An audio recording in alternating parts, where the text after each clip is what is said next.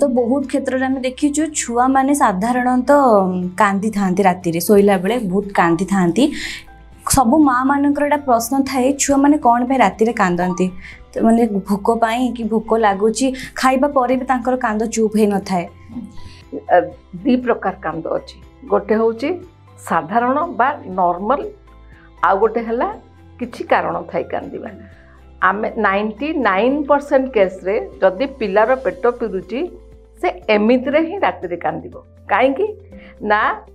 से कौन हुए माँ जिते काम करुए जिते पिला पेटे अच्छी माँ चलला बुलला से गोटे दोली भाया एफेक्ट पकाए तेणु से शोई पड़े पेट भितर माँ जिते शुए से उठी पड़े तेणु आमर दिनटा तार राति आमर रातिटा तार दिन तेणु सी कौन कर राति कांद आ कांदा सब बड़े असुविधा जनित कांद नुहे तार से गोटे वे ऑफ एक्सप्रेशन ओरिड होते कहीं से भावती मुझे शोला से शोब सेमती बाध्य बाध्यकता किसी ना यहाँ है जोटा साधारण कांद जोटा कि 3 मास पर्यंत रो 3 मास पर सी आम संगे एडजस्ट होकर शोई पड़े। अच्छा ताले जो बहुत छुआ अच्छा दिन में माने सोउछंती राति रे खेलुछंती प्राय 3 मास पर्यंत 3 मास पर से स्लीप साइकिल अच्छी गोटे छुआंकर स्लीप साइकिलटा ठीक है राति शोबे यहाँ हूँ नॉर्मल दरकार नहीं किंतु एबनॉर्मल केस रे साधारणतः 4टा कारण रे पिला माने कांदती। प्रथम है पेट पुरीब नहीं कांदीबाटा तार एकमात्र एक्सप्रेशन आउ से तो कथा कही पारे ना तेणु से कांदिबो एवं जी माँ सी 3 मास भीतर जानीदेव जे पिला कहीं कांदुची भोकरू कांदुची ना नॉर्मल कांदुची एटा है फास्ट कथा। सेकेंड कथा है पेट काटिले कांदिबो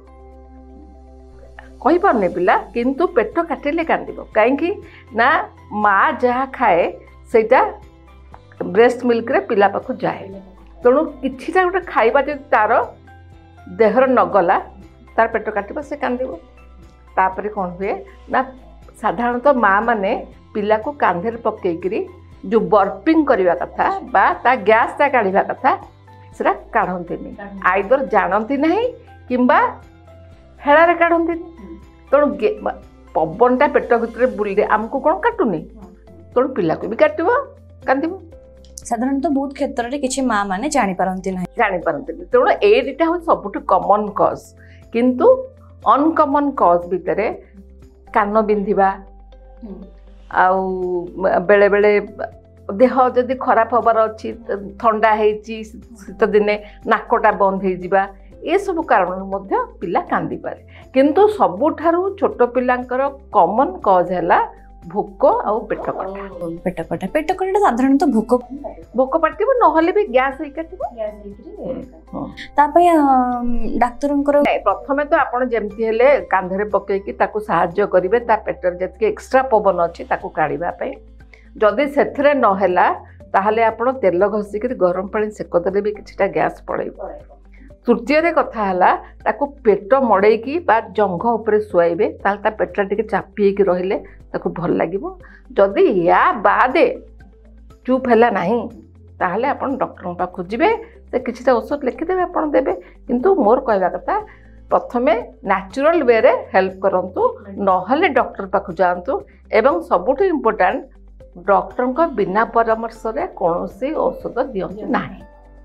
6 मास पर्यंत एटलिस्ट डाक्तर परामर्श एटलिस्ट हाँ 6 मास पर पिला कौन हम ना आस्ते आस्ते उल्टब